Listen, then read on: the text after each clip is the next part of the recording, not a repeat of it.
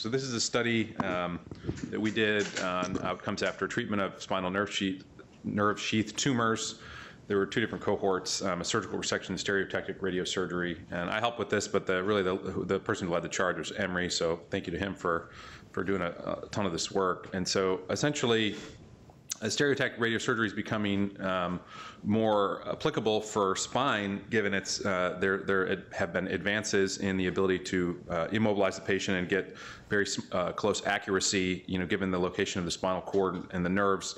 This hadn't always been available. So essentially, we wanted to do a study contrasting between the surgical resection, which is sort of the gold standard, more definitive therapy in the past, versus this newer usage of stereotactic radiosurgery. So essentially, just some brief background. The nerve sheath, typically this refers to schwannomas and neurofibromas, whether that's the histologic diagnosis of a Schwann cell being the primary tumor cell versus the neural cell itself. They're typically slow-growing, benign tumors. Incidence is pretty low, and they can present with a variety of symptoms. They can also be incidentally noted and be asymptomatic, but you can get radiculopathy, numbness, dysesthesia, paresthesia. It can contribute to back pain, or you could also have weakness. They often present as intradural extramedullary tumors, and they can be dumbbell-shaped with extraforaminal extension. They can also be primarily in the foramina, or they could also be outside the foramina entirely, for instance, in the chest cavity, running along under the ribs.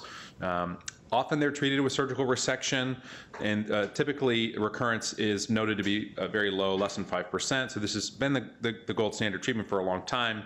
But again, as I said, stereotactic radiosurgery of the spine has become much more prevalent, and so it's been used more and more, and historically had been used to treat either residual tumors or tumors with multiplicity, or patients who just really weren't surgical candidates at all due to comorbid status.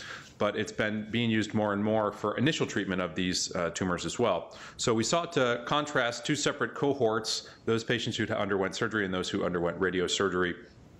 And some of the outcomes we were most interested in included tumor growth control or regrowth, as well as need for retreatment, whether that was repeat radiosurgery or repeat operation. So essentially, this is a retrospective review. We went over decades worth of patients who were adults. And obviously, when you had surgery, you had histologic diagnosis. As far as imaging, these tumors, benign nerve sheath tumors, are very classically described on MRI. So you can essentially presume the diagnosis of one or the other based on MRI characteristics. So we had MRI reads as well as histology on all surgical patients. And we monitored patients for their follow-up with MRI. So essentially, this is just a bunch of data. I'll go over a little bit of it. The issue we have with this study is that the cohorts are very different. So you can't directly compare these two cohorts given their differences. So it would be beneficial in the future if we could do prospective studies. However, we wanted to contrast the different outcomes to see, as there's clearly some information to be gleaned by comparing the difference. So the two cohorts, there was a lot more patients in the surgical cohort, as you might imagine, with initial treatment. The ages, the radiosurgery cohort was a little bit older at 55. It was more women in that cohort as well. For whatever reason, there was a lot more smokers in the surgical cohort. You might think it'd be the opposite, given that it contributes to comorbid status, but it just turned out that there were a higher percentage of smokers. You could see their symptom distribution was quite different. There was a lot more sensory loss in the radiosurgery group and more weakness in the surgical group. Pain was pretty consistent, pretty high in most patients. The tumors were about the same size in most patients, but the location was quite a bit different. I skipped over, most of the surgical specimens were schwannoma. I'm not 100% sure how the radiographic diagnosis was made between schwannoma and neurofibroma, other than Schwann cells can sometimes be eccentric to the tumor, whereas a neurofibroma is more swelling of the nerve itself. So that may have been the reason MRI was able to, or the radiosurgery group was able to, or thought that there were more neurofibromas. There weren't any thoracic lesions at all treated in radiosurgery, given the location next to the spinal cord. That this increased risk of a radiation myelitis. So there were no treated tumors in the radiosurgery group in the thoracic spine. Just to go over some of the outcomes a little bit. Everyone had improvement in symptoms for the most part after either radiosurgery or surgical resection. Pain improved, neurologic symptoms improved generally, but the surgical cohort had increased rates of improvement in pain and improvement in neurologic function, whether that was weakness or numbness. There were a few patients who had worsened symptoms post-operatively and post-radiosurgery. It was a little bit worse in the radiosurgery group. The biggest difference is that the need for retreatment was quite a bit different. In the surgical cohort, essentially one patient required retreat operation for tumor regrowth. That's that 2.6%. Whereas in the radiosurgery cohort, 40% of patients needed retreatment, whether that was surgery or radiosurgery, and in fact, 20% of patients went on to surgery in the end in that cohort. So a pretty sizable number. The gross total resection was noted to be around 80% in the surgical cohort, and the tumor cessation of growth on repeat MRI was similar in the radiosurgery cohort. It didn't grow any further. And you can also note the MRI follow-up was a bit different between the two. There was a shorter follow-up in surgery versus in the radiosurgery group. So I'll just go over just some of the things that you can kind of glean from some of this information. First, I'll show a few pictures, just kind of clinical examples. This is a patient who had radiosurgery.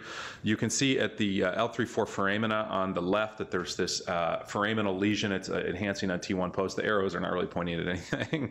And you can see it sort of seems to enlarge the foramen. After radiosurgery, this patient had 12-month follow-up. It's harder to see on the axial imaging. It seems to be less avidly picking up contrast. However, on the sagittal, it does appear pretty similar. So it didn't change in size. So this patient did have improvement in their pain after radiosurgery.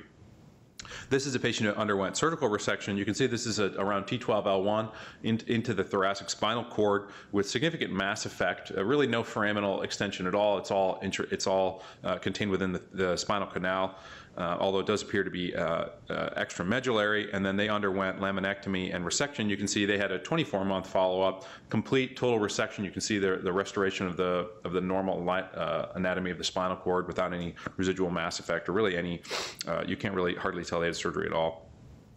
So just some of the discussion. So these two cohorts were not exactly the same. So you can't really do statistical comparisons. It decreases the impact a little bit, but the radiosurgery is being used more and more. So as we do that, it's good to get kind of initial impression of which patients are appropriate for radiosurgery. Most of the radiosurgery was treated with foraminal tumors. The patients were a little older, and they did not do any radiosurgery in the thoracic spine. The rates of pain and neurologic improvement were higher in surgical cohort. You can expect some in both cohorts, but again, the surgical cohort seemed to have increased rates of improvement. And as I had said, the retreatment rate was much higher in the radiosurgery group. A lot of the patients went on to end up getting surgery in the end, so there was significant crossover. They also had longer MRI follow-up in the radiosurgery group on average, which could mean, given that the tumors have not been resected, there may be greater need for surveillance to monitor for regrowth, and that potentially has a significant cost associated with that. So at the end of the day, the radiosurgery still may be useful in a select group of patients, and you're typically targeting foraminal lesions to avoid a radiation-induced myelitis, which can be a devastating complication.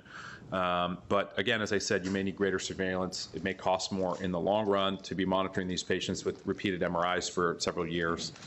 So at the end of the day, surgery remains the definitive treatment at this time. Patients don't need follow-up as long, and they tend to have low rates of reoperation. That's it. Great. Good job. Thank you.